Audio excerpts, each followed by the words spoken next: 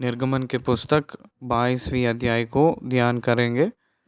इस अध्याय में 31 वचन लिखा गया है। इस 22 अध्याय में लिखा गया हुआ सारांश को बताने जा रहा हूँ। 21वीं अध्याय में ही हम लोगों को 7 प्रकार की सिविल लॉस कंसर्निंग प्रॉपर्टीज, संपत्ति नष्ट के संबंध की 7 कानून, उसमें 2 कानून हम लोग 21 अध्याय में देखे थे और 5 कानून इस अध्याय में देखेंगे 22 अध्याय में। पहली वचन से लेकर 4 वचन तक देखेंगे तो 4 वचन तक, बैल हो या भेड़ हो या बकरी हो, उन लोगों को चोरी करेंगे या बेच डालेंगे या उसको मार देंगे तो उसके लिए क्या लेना है, क्या करना है, पेनाल्टी कैसे देना है, इसके बारे में लिखा है। 5वीं आयत में लिखा है कि कोई भी एक खेत हो या दाखलता हो, दाख की बारी हो, चराने के लिए कोई भी पशु को हम लोग छोड़ेंगे तो वो अपने खेत में ना खाकर दूसरे खेत में खाने के लिए जाएगी तो उसकी प्रति हम क्या देना है। 6वें वचन में, आग जलकर कांटों में लगा जाए और फूलों के डेरे या अनाज या खड़ा खेत जल जाए तो क्या करना है।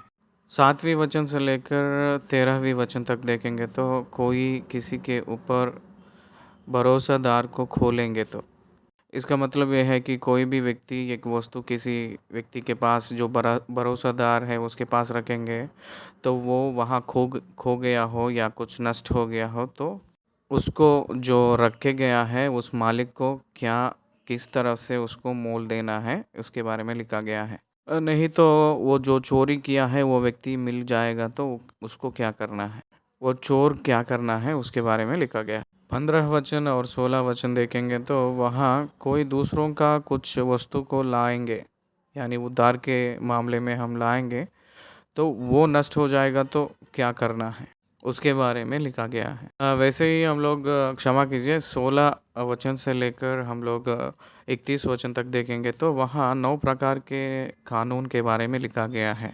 लॉस, 9 लॉस कंसर्निंग पर्सन्स कहते हैं उसको। ये मनुष्य के संबंधित कानून भी कह सकते हैं। वास्तव रूप में देखेंगे तो ये 23 प्रकार के कानून हैं तो ये 23 अध्याय में भी कंटिन्यू हुआ है। हम लोग 22 अध्याय को ध्यान कर रहे हैं, 23 अध्याय में भी और कानून लिखा गया है। 14 लॉस लिखा गया है, 14 कानून लिखा गया है। इस 14 कानून में 9 कानून इस अध्याय में लिखा गया है, 22 अध्याय में। पहला कानून यह है कि पेनाल्टी फॉर रेप 16वीं वचन में देखेंगे तो, और 17 में बलात्कार करेंगे तो उसको क्या रसूम देना है, उसका परिष्कार क्या है। 18वीं वचन में तो विचक्राफ्ट, जो जादू टोना करने वालों के लिए लिखा गया है। किस प्रकार की डेथ, किस प्रकार की मौत वो लोग पाना है उसके बारे में लिखा है। 19वीं वचन में देखेंगे तो वहाँ लिखा है कि जानवरों के साथ सेक्स, जानवरों के पशु गमन कह सकते हैं उसको, उस प्रकार के लोगों को कौन सी प्रकार की शिक्षा देना है, सजा। 20वीं वचन में जो मूर्ति पूजा करने वालों के लिए, इसका मतलब दूसरी भगवान के नाम रखकर जो बलि देते हैं उसके बारे में, ऐसे करेंगे तो उसको कौन सा सजा देना है। 21वीं वचन से 24 वचन तक देखेंगे तो दुख पहुंचाना, एक व्यक्ति को दुख पहुंचाते हैं या दबा के रखते हैं उन लोगों को, मान लीजिए कोई विधवा होते हैं, छोटे छोटे बच्चे होते हैं, अनाथ बच्चे होते हैं या परदेशी होते हैं, उन लोगों को दुख पहुंचाते हैं या दबा के रखते हैं, उन लोगों को कौन सी सज़ा देना है, इसके बारे में 24 वचन तक लिखा गया है। 25 वचन से लेकर 27 वचन तक देखेंगे तो ब्याज के बारे में लिखा गया है। कोई गरीब व्यक्ति को ब्याज के रूप में पैसे देकर जो घटना होता है उसमें हम क्या कैसे कानून लेना है उसके बारे में लिखा है। 28 वचन में हम देखेंगे तो द लॉ अगेंस्ट अनार्की, अधिकारी लोगों को, मान लीजिए परमेश्वर को और अधिकारी लोगों को कोई भी निंदा नहीं करना, अपमान नहीं करना कहकर लिखा है। 29 और 30 वचन में देखेंगे तो the law of first fruit and first born, प्रथम फल या प्रथम संतान के बारे में हम लोग कैसे रहना है उसके बारे में लिखा गया है। 30-31 में देखेंगे तो the law of personal holiness, व्यक्तिगत पवित्रताई के बारे में, उसको कैसे हम लोग बचा लेना है पवित्रताई को उसके बारे में दिया है, व्यक्तिगत पवित्रताई के लिए। उसका स्पष्टीकरण में नियुक्त किए हुए लोग हैं, तो इसलिए आप लोग कोई भी जो मरा हुआ कोई भी लाश जो जानवर का होती है उसको नहीं खाना है, कुत्तों को डाल देना है कहकर व्यक्तिगत पवित्रताई के बारे में लिखा है। आखिरी वचन 31 वचन में देखेंगे तो ये बातें लिखा गया है। यहाँ तक देखेंगे तो 9 प्रकार के कानून लिखा गया है। 14 कानूनों में 9 प्रकार कानून यहाँ इस अध्याय में हम देख सकते हैं। दूसरे अध्याय में देखेंगे तो उसमें और 5 जो भी कानून बाकी है उसके बारे में लिखा गया है। उसके साथ 6 प्रकार की जो धार्मिकता के कानून के बारे में, रिलीजियस लॉस के बारे में भी लिखते हुए उसको 23 अध्याय को लिखे थे। 23 अध्याय के बारे में हम लोग आगे देखेंगे, मैं बताऊंगा। 21वीं अध्याय का पहली आयत से वचन से हम लोग आज देखेंगे, मनन करेंगे। पहली आयत, यदि कोई मनुष्य बैल या भेड़ या बकरी चुराकर उसका घात करे या बेच डाले तो वह बैल के बदले 5 बैल और भेड़ बकरियों के बदले 4 भेड़ बकरी भर दे। देखिए कितना खतरनाक चीज़ है। भेड़ हो या बकरी हो, किसी को भी चोरी करके या उसको बेचेंगे या उसको मार डालेंगे तो चोरी करना एक अपराध है और उसको बेच डालना और एक अपराध है और उसको मार डालना और एक अपराध है। चोरी करके उसको बेच देंगे तो भी या चोरी करके उसको मार देंगे तो भी एक ही सज़ा। अगर पता चल गया है कि कौन मारा है या कौन बेच दिया है तो वो 5 गुना वापस उसको देना पड़ता है। इसका मतलब 500%, 100 में 500 देना है। देखिए वो बहुत बड़ा सज़ा है। भेड़ है तो उसको 4 गुना देना है। इसका मतलब एक भेड़ है तो उसको 4 वापस देना पड़ता है, 4 भेड़ उसको वापस देना है। कौन चोरी करेगा बताइए? एक भेड़ को चोरी करेंगे और उसको बेच डालेंगे या उसको मार डालेंगे, 4 गुना उसको वापस करना है, 4 भेड़ उसको वापस देना है। मार दिया कहकर पता चलेगा तो 4 वापस देना है। इसका मतलब ये है कि शिक्षा को कठिन किए हैं सज़ा को। इसके वजह से वो लोग अपराध ना करके थोड़ा संभाल के रहेंगे कहकर। ना मिल के कहा जाएगा चोर, बिल्कुल मिलेगा। बेचना है तो भी प्रतिफल मिल जाता है, पता चल जाती है। मार दिया है, मान लीजिए मार दिए तो वो खुद खाएगा, नहीं तो और किसी और को खिलाएगा। नहीं तो बेच डालेगा मार के, उसमें भी पता चल जाता है, मिल जाएगा। ये भेड़ों को और जो भैंस को जो व्यापार करते हैं ना पशु को, इन लोगों को ज़्यादा पता चलता है इसके बारे में। मेरे जानकारी में कुछ मित्र लोग हैं जो पशु के और भेड़ों का जो पालते हैं, व्यापार करते हैं, वो लोग मैं जानता हूँ उन लोगों को। मैं कभी कभी उन लोगों के साथ जब बात करता हूँ, वो लोग बताए थे, अगर कोई किसी का भेड़ दूसरा भेड़ के भीड़ में मिल जाती है तो वो लोग तुरंत उसको पहचानते हैं। एक भेड़ अगर मान लीजिए दूसरे भीड़ में मिल जाती है, वो तुरंत पहचानते हैं। मान लीजिए 100 भेड़ियाँ हैं या 500 भेड़ें हैं, तो उसमें भी वो मालिक उसको जो चरवाता है, वो चरवाहा उसको तुरंत पहचान सकता है। अगर वो दूसरी जगह पे है कहकर पता चला, वो तुरंत पहचान लेगा। वैसे ही उसका दोस्त का जो भीड़ होता है, उस भीड़ में से कोई भेड़ को कोई चुरा लिया है, तो वो जो चुराया है वो उसका दोस्त का भेड़ को भी पहचानता है। उदाहरण के रूप में हम बैल को देखेंगे तो दिखने में सारे बैल एक ही जैसा दिखता है, लगता है। लेकिन उस बिजनेस में जो रहते हैं, उस व्यापार में जो रहते हैं, वो लोग तुरंत पहचानते हैं। उतना क्या है, अगर हम लोग देखेंगे तो कोरियन लोग या जापान या चाइनीज़ लोगों को देखेंगे तो सारे लोग लगता है कि सब लोग एक ही चेहरा जैसा लगता है, सब लोग एक ही जैसे दिखते हैं। वैसे ही नहीं, अपने इंडिया में, अपने भारत में भी मिजोरम जो गुरखा लैंड में जो रहते हैं इंडियंस, उन लोगों का चेहरा भी सब लोगों का चेहरा एक ही जैसा लगता है, लेकिन वहाँ के लोग बहुत आसान से पहचान लेते हैं। तो इसलिए चोरी करने के लिए चांस नहीं है, मौका नहीं है। अगर कोई ऐसे चोरी का काम करेगा जो लालच होकर, वो मिल जाएगा। आज नहीं मिलेगा तो कल मिलेगा, एक बार नहीं मिलेगा तो दूसरी बार मिल जाता है।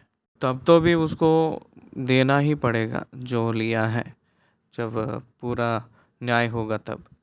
इसका मतलब यह है कि लोगों में कॉन्शियसनेस, जस्टिस, टुवर्ड्स जस्टिस, इसको परमेश्वर ने लोगों के अंदर पहले से ही एक होश डाल दिया है, पहचानना।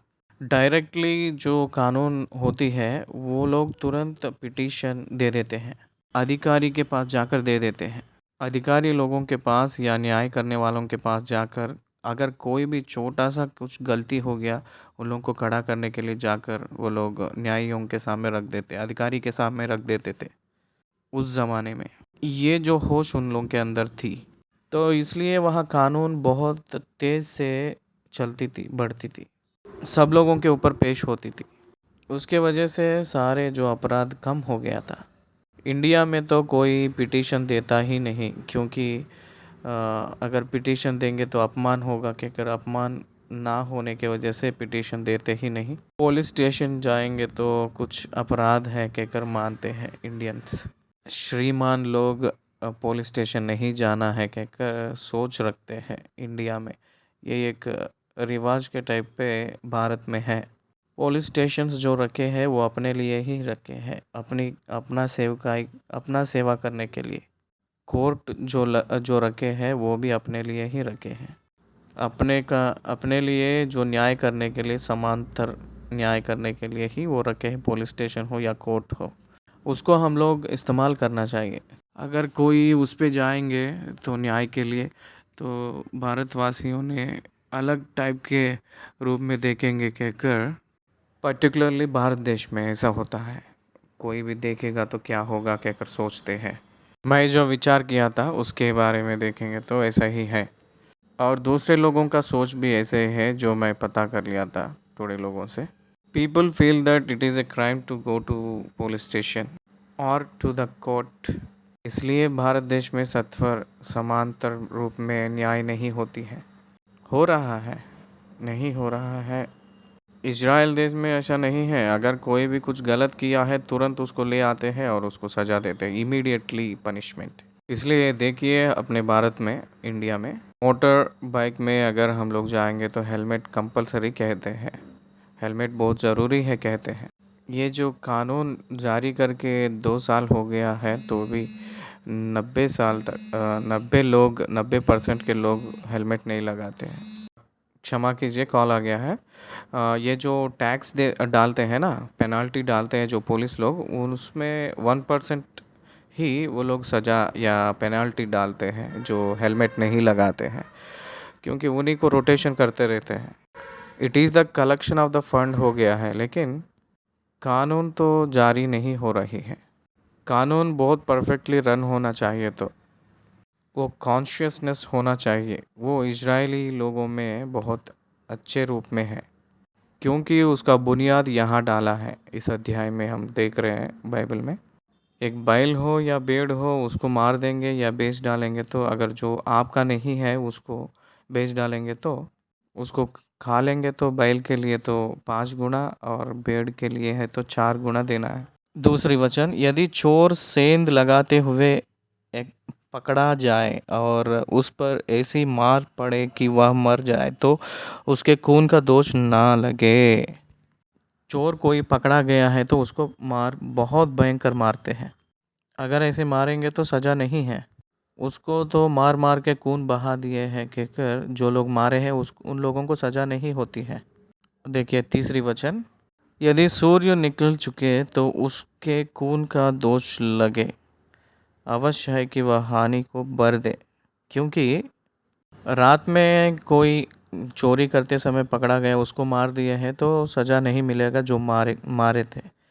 लेकिन अगर दिन में कोई मिल गया है तो उसके लिए तो सज़ा होगा, क्योंकि रात के समय उस ज़माने में कोई ट्यूबलाइट हो या नियॉन लाइट हो, जो भी लाइट्स नहीं था उस ज़माने में, उसको आइडेंटिफाई करना है, उसको पहचानना है ये कौन है कहकर, इट्स ऑल डिफ़िकल्ट इशू। इसलिए वहाँ खून का जो अपराध नहीं होगा कहकर कहे हैं। अगर दिन में वो मिल गया है तो उसको मारे हैं तो उसको तो दोष हो जाएंगे, क्योंकि अवश्य है कि वह हानि को दूसरे वचन में है, देखिए, उस पर ऐसी मार पड़े कि वह मर जाए तो उसका खून ना दोष लगे। यदि सूर्य निकल चुके तो उसके खून का दोष लगे, अवश्य है कि वह हानि का भर दे। और यदि उसके पास कुछ ना हो तो वह चोरी के कारण बेच दिया जाए। देखिए दास बन जाना है वो, और जो वो लिया है उसका वापस दे देना है, दास बन जाना चाहिए। वो पब्लिक फंड में जाएगा कहकर मैं सोच रहा हूँ। दास बन जाना चाहिए तो चोरी कौन करेगा? चोरी करेगा तो जो वो चोरी कर रहा था वो चीज़ को भी दे देना है और दास भी बनना है। दास कैसे बनेगा? उसको बेच देते हैं, उस व्यक्ति को बेच देते हैं, और वो जो पैसा निकलती है वो फंड में चले जाएगा। इसलिए कोई भी चोरी नहीं करता है, करेगा बाद में। 4 वचन, यदि चुराया हुआ बैल या गधा या भेड़ या बकरी उसके हाथ में जीवित पाई जाए तो वह उसको दुगना भरना है। अगर हम लोग पहले देखे हैं तो कोई भी जानवर, कोई पशु को कोई बेच दिया है, मार दिया है तो उसको 5 गुना देना है। अगर चोरी में से पकड़ा गया है, वो पकड़ा गया हुआ वो जो भेड़ हो बकरी हो वो जीवित है तो उसको दुगना देना है। 1+2 कह सकते हैं, एक के बदले 2 दुगना देना है, इसका मतलब पूरा मिला के 3 हो जाएगा। 5वीं वचन, यदि कोई अपने पशु से किसी का खेत या दाख की बारी चराए, अर्थात अपने पशु को ऐसा छोड़ दे कि वह पराये खेत को चर ले, तो वह अपने खेत की और अपनी दाख की बारी की उत्तम से उत्तम उपज में से उस हानि को भर दे। इसका मतलब यह है कि कोई भी जानवर को अपने घर पे या अपने वश में ठीक से नहीं बांध के रखा है कोई व्यक्ति ने, तो जो वो चाहता है उस खेत में वो नहीं चर रही है, दूसरे खेत में, दूसरे मालिक के खेत में चले जाके वो चर रही है, तो वो जो खाई है उसके लिए बदला, उसके लिए क्या देना है वापस? बहुत खतरनाक चीज़ है ये भी। देखिए उत्तम से उत्तम उपज लेकर उसको देना पड़ता है। अगर मान लीजिए वो खेत का जो चारों तरफ जो बाड़ा रखे रहते हैं ना, बाड़ा बांध के रखते हैं, तो उसके ऊपर जो पेड़ पौधों को खाएंगे तो भी, इसका मतलब यह है कि कोई भी जानवर आपका है वो चोरी की है, तो आप ध्यान नहीं दिए थे उसके बारे में, जानवर के बारे में। वो तो जानवर है, उसको क्या पता चलेगा, लेकिन आप तो मनुष्य है, आप तो इंसान है, आपको पता चलना चाहिए मेरा जानवर कहाँ जाना है। आप इंसान है, आप मनुष्य है, आपको पता चलना चाहिए ना। उसके लिए एक सज़ा, एक शिक्षा। अगर मान लीजिए पेट डॉग्स रहते हैं, जैसे पालतू कुत्ते, अगर किसी को काट ली है, अपने जो खुद का जो घर की कुत्ता है वो किसी और को काट लिए हैं, तो जो मालिक है उसके ऊपर केस डाल देते हैं। आजकल इंडिया में ये हो रहा है, चल रहा है। ये कानून अभी भी है इंडिया में। कानून जो है धार्मिक रूप में रहने के लिए या शांति और रक्षा होने के लिए ये बहुत ज़रूरी है कानून।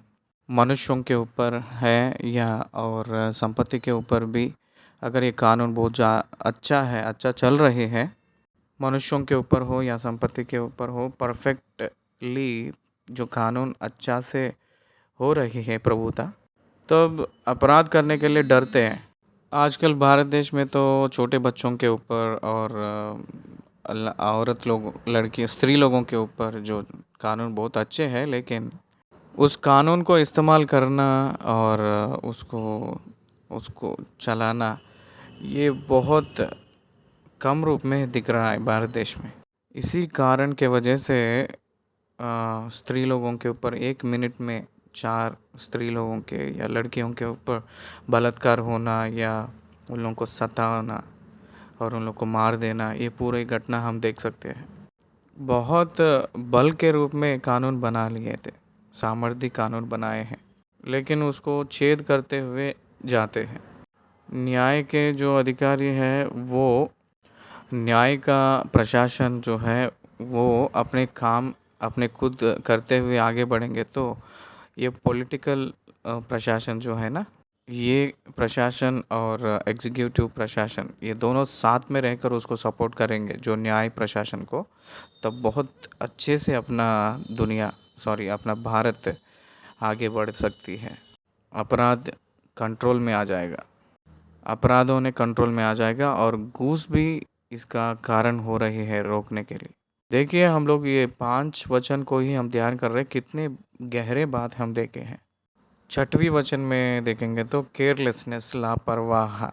छठवीं वचन पढ़ रहा हूँ, 22 अध्याय देखिए। यदि कोई आग जलाए और वह कांटों में लगा जाए और फूलों के डेरे या अनाज या खड़ा खेत जल जाए, तो जिसने आग जलाई हो वह हानि को निश्चय भर दे।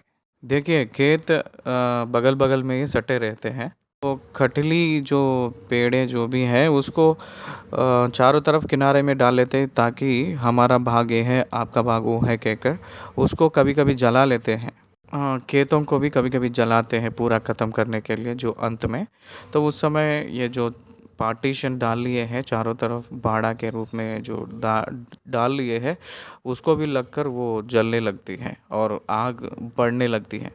आग बढ़ने के वजह से अगर मान लीजिए वो दूसरे खेत में भी अगर आग लग जाएगा, तो उस खेत में जो भी फसल है या उपज है वो भी जल जाएगा, तो जो आग जलाया है ना उस व्यक्ति, ध्यान ना देने के वजह से वो जो नष्ट हो गया था उसको भरना पड़ेगा। वो जो नष्ट कितना है तो उतना ये देना ही पड़ेगा। वो जो किसान नष्ट हो गया है उस व्यक्ति को रक्षा मिल जाएगी, ऐसे करेंगे तो। 7वें वचन में से देखेंगे तो जो ईमानदारी या किसी के ऊपर भरोसादार जो हम लोग रखते हैं, उसके विषय में कोई नष्ट हुए तो क्या होगा। लॉस ऑफ ट्रस्ट, यकीन के ऊपर, भरोसा के ऊपर, उस विषय में जो ख़त्म कर लेते हैं, खो लेते हैं, उसके लिए जो शिक्षा, सज़ा, हम लोगों को 7वें वचन से लेकर 13वें वचन तक ये सब हमको दिखती है। 7वें वचन पढ़ रहा हूँ। यदि कोई दूसरे के पास रुपया या सामग्री की धरोहर धरे और वह उसके घर से चुराई जाए, तो यदि चोर पकड़ा जाए तो सामान उसका नहीं है। सामान जो है वो पड़ोसी का है या दूसरों का और किसी का है। ये जो सामग्री को ये छिपा के रख रहा है उसके इजाज़त के ओर से, उसको कोई चोर पकड़ा गया है चोरी करते हुए तो वो दुगना देना पड़ेगा। आठवीं वचन, यदि चोर ना पकड़ा जाए तो घर का स्वामी परमेश्वर के पास लाया जाए कि निश्चय हो जाए कि उसने अपने भाई बंधु की संपत्ति पर हाथ लगाया है या नहीं। परमेश्वर का पास मतलब परमेश्वर के पास का मतलब यह है कि न्याय करते हैं ना उन लोगों के पास की अर्थ आती है। नौवीं वचन, चाहे बैल चाहे गधे गधे चाहे भेड़ या बकरी चाहे वस्त्र चाहे किसी प्रकार की ऐसी कोई हुई वस्तु के विषय अपराध क्यों ना लगाए जाए, जिसे दो जन अपनी अपनी कहते हो तो दोनों का मुकदमा परमेश्वर के पास आए और जिसको परमेश्वर दोषी ठहराए वह दूसरे को दुना बर दे। देखिए, आप यकीनदार भरोसादार है कहकर आपके पास ले आके हम हमारे सामान रखे तो वहाँ खोए गए हैं तो आप उसको दुगना देना पड़ेगा। अगर कोई भी लेकर उसको संभालने के लिए वचन दे देता है कि हाँ हम संभालेंगे कहकर, तो उसको भी बहुत बहुत ध्यान से संभालना पड़ेगा। अपना वस्तु से भी ज़्यादा उसकी वस्तु के ऊपर बहुत संभाल के देखभाल करना पड़ेगा। उसकी वस्तु अगर गुम गया है तो अपना नष्ट हो गया कहकर सोचता है, लेकिन दूसरा पड़ोसी ले आके अपने घर पे रख रहा है तो उसको घुमा दिया है तो उसको दुगना देना पड़ेगा जो मालिक रख लिया है वो। इसलिए पड़ोसी का जो भी वस्तु हो उसको बहुत ध्यान से संभालना है।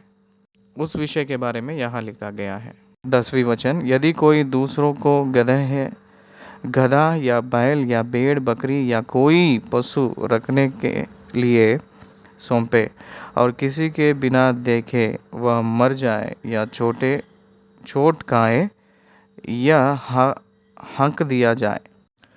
11वें वचन, तो उन दोनों के बीच यहोवा की शपथ खिलाई जाए, मैंने इसकी संपत्ति पर हाथ नहीं लगाया। तब संपत्ति का स्वामी इसको सच माने और दूसरे को उसे कुछ भी बर देना ना होगा। यदि वह सचमुच उसके यहाँ से चुराया गया हो तो वह उसके स्वामी को उसे बर दे, और यदि वह फाड़ डाला गया हो तो वह फाड़े हुए को प्रमाण के लिए ले आए, तब उसे उसको भी बर देना ना पड़ेगा। मान लीजिए जानवर को बचाने के लिए दूसरे पड़ोसी को अगर अपना जानवर देके उसको देखभाल करो और संभाल के रखो क्या कर दिए तो वो मर गया, मान लीजिए मर गया, उसके लिए जो रख लिया है वो क्या कर पाएगा। अगर मान लीजिए वो बीमार के साथ पीड़ित है शायद, नहीं तो उसके इंटरनल अंदरूनी का कुछ हानि हुआ है, उसका जो लापरवाह ना होने के वजह से वो जो मर चुकी है मान लीजिए, तो जो रख लिया है वो कुछ देने का ज़रूरत नहीं है। लेकिन जो मालिक था जो पड़ोसी को दिया है, जो उस भेड़ बकरी का जो मालिक हो गया, तो वो ही खुद अपना लेना है कि अपना खुद का खर्चा रख लेना चाहिए। अगर सच में वो उसको मार दिया है या लापरवाह किया है जो रख लिया है, तो वो तब उसको कर्जा ले देना पड़ेगा। अगर उसके अंदरूनी का कोई भी समस्या नहीं, कोई बीमार नहीं है, अगर कोई चुरा के ले चले गया तब भी वो जो रख लिया है वो क्या करना है, उसका पैसा देना पड़ेगा, क्योंकि वो लापरवाह के रूप में दिख रहा है। अगर मान लीजिए उसको उस जानवर को कोई फाड़ दिए दूसरे जानवर आकर, सबूत के लिए उसकी लाश को लेकर आना पड़ेगा। अगर सबूत है, सबूत मिल गया, तब भी वो लापरवाह में ही दिख रहा है, क्योंकि कोई दूसरा जानवर आके इसको मार रहा है तो रख लिया है, वो क्या करना चाहिए, उसको बचाना चाहिए। बहुत स्पष्ट रूप में लिखा गया है ये कानून।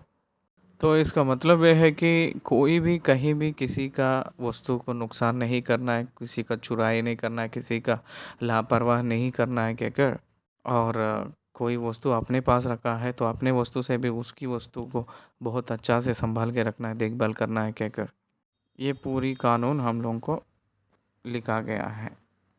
देखिए 14वीं वचन और 15वीं वचन में लिखा है कि उधार से जो लाते हैं किसी वस्तु को या किसी चीज़ को, तो उसके बारे में लिखा है। देखिए 14वीं वचन, फिर यदि कोई दूसरे से पशु मांग लाए और उसकी स्वामी के संग ना रहते उसको चोट लगे या वह मर जाए, तो वह निश्चय उसकी हानि भर दे। यदि उसका स्वामी संग हो तो दूसरे को उसकी हानि भरना ना पड़े, और यदि वह भाड़े का हो तो उसकी हानि उसको उसके भाड़े में आ गई। जो उधार में लाता है उस व्यक्ति के पास मान लीजिए जानवर है, जो मालिक के सामने ही देखते हुए जो दिया है उसी के सामने मान लीजिए वो मर गई या कुछ हो गया है, तो उसके लिए कर्जा देने की ज़रूरत नहीं है। अगर मान लीजिए वो मालिक नहीं अनदेखी वजह से, मतलब ना देखा है मालिक, जो उधार ला लिया है उस व्यक्ति के पास अगर नुकसान हो गया, ना देखकर, मालिक ना देखकर नुकसान हो गया, तो जो लाया है उसको तो देना ही पड़ेगा भैया कर्जा। प्रत्येक रूप में सबूत वही है, मान लीजिए मालिक वही है, देख रहा है सबूत के रूप में, तो वो कुछ। 15वीं वचन में लिखा है बाड़े में है तो वो बाड़े में आ गई। 22 अध्याय में हम लोग 15वीं वचन तक क्या क्या देखे हैं एक बार देखेंगे तो 21वीं अध्याय में शुरू हुआ है जो सिविल लॉस जो है कानून, संपत्ति के बारे में लिखा गया हुआ सिविल लॉस, नागरिक कानून कहते हैं। उसमें दो कानून 21 अध्याय में देखे हैं, और बाकी 5 22 अध्याय में 15वीं वचन तक हम लोग ख़त्म किए हैं, देख लिए हैं। बाकी जो भाग है वो 16 वचन से लेकर 31 वचन तक यहाँ लिखा गया है। इसमें क्या है क्या कर देखेंगे तो यहाँ 9 प्रकार के प्रत्येक कानून लिखा गया है। वास्तविक रूप में 16 प्रकार के कानून और कुछ कानून दिया गया है, नागरिक कानून। वो 16 प्रकार के कानून में से 9 प्रकार के कानून हम लोग 22 अध्याय में देखते हैं, बाकी 23 अध्याय में देखते हैं। ये 9 प्रकार के कानून को 16वीं वचन से प्रारंभ हो रही है, शुरू हो रही है। पढ़ लेंगे। पहला कानून है कि पेनल्टी फॉर रेप, किसी स्त्री को बलात्कार करते हैं तो उसका सजा क्या है। 16वीं वचन, यदि कोई पुरुष किसी कन्या को जिसके विवाह की बात ना लगी हो फुसलाकर उसके संग कुकर्म करे, तो वह निश्चय उसका मोल देके उससे विवाह कर ले। 17वीं वचन, परंतु यदि उसका पिता उससे देने से बिल्कुल इनकार करे तो कुकर्म करने वाला कन्याओं के मोल की रीति के अनुसार रुपया तोल दे। रेप के बारे में 16 और 17 वचन में लिखा है, जिसकी विवाह की बात ना लगी उस स्त्री, किसी का विवाह हो चुकी है, उसको कोई रेप करेंगे तो दूसरी कानून है।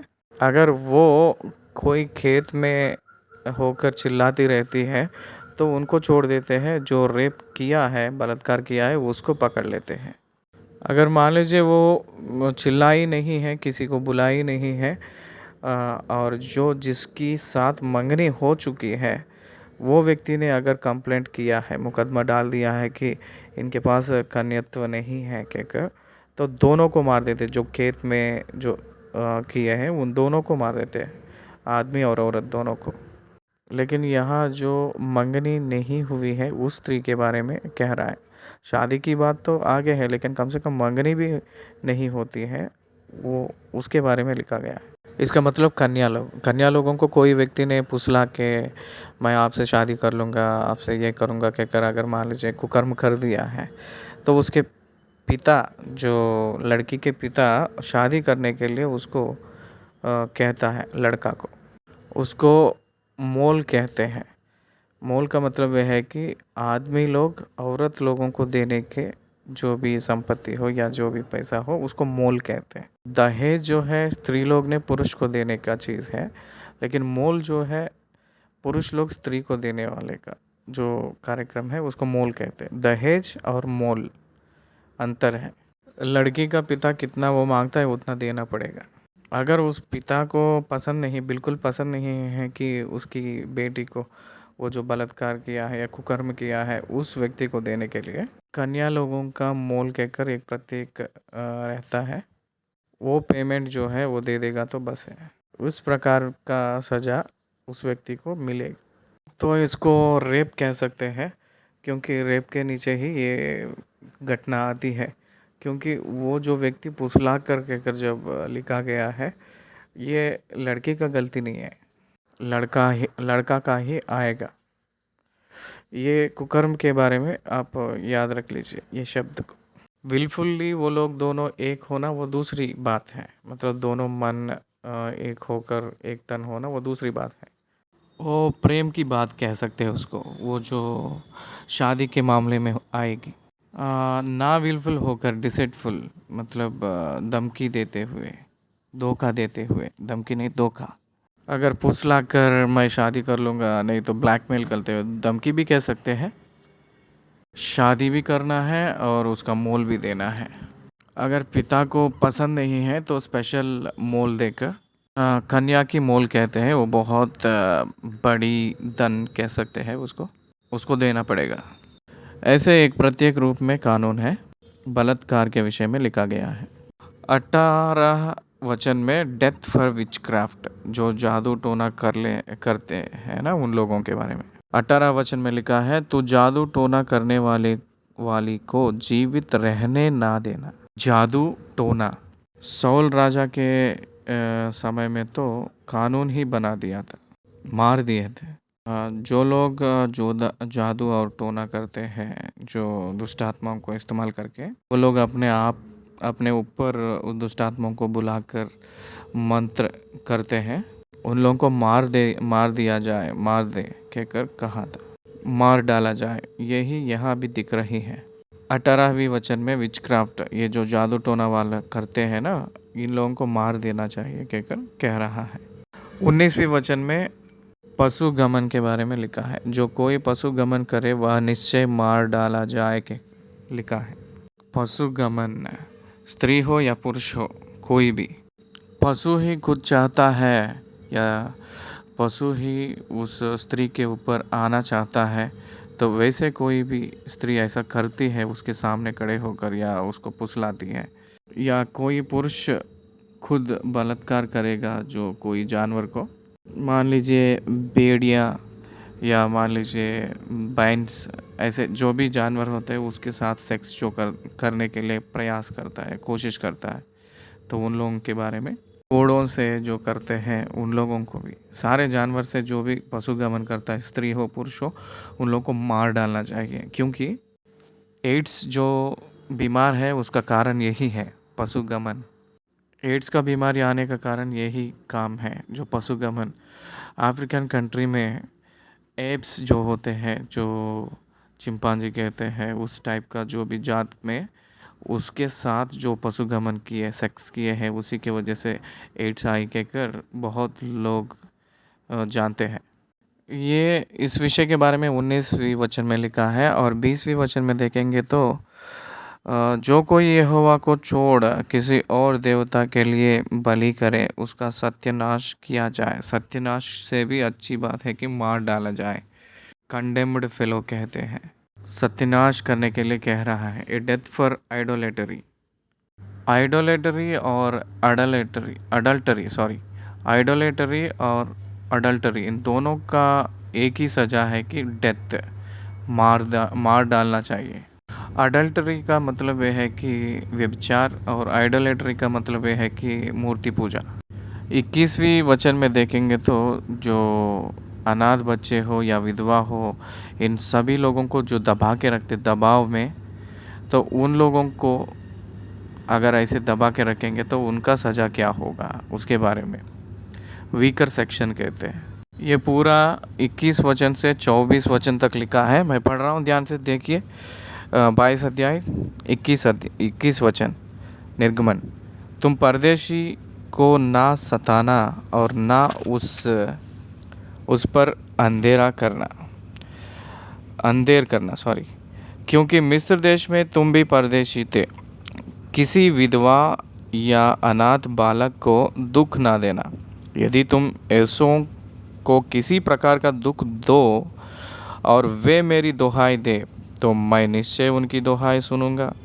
तब मेरा क्रोध भड़केगा और मैं तुमको तलवार से मरवाऊंगा और तुम्हारी पत्नियां विधवा और तुम्हारे बालक अनाथ हो जाएंगे।